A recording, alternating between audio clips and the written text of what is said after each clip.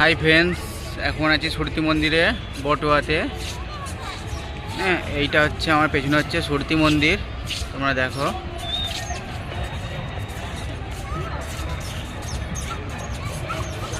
এটা স্বামীনারায়ণ মন্দির। এটা আমার নতুন ব্লগ চালু হচ্ছে, নতুন ব্লগে তোমরা দেখতে পাবে।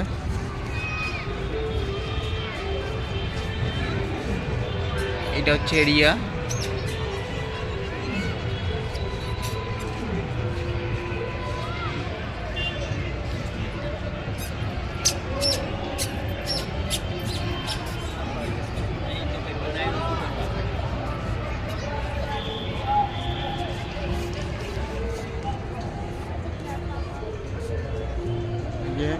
এরকম সারা দিকটা আছে,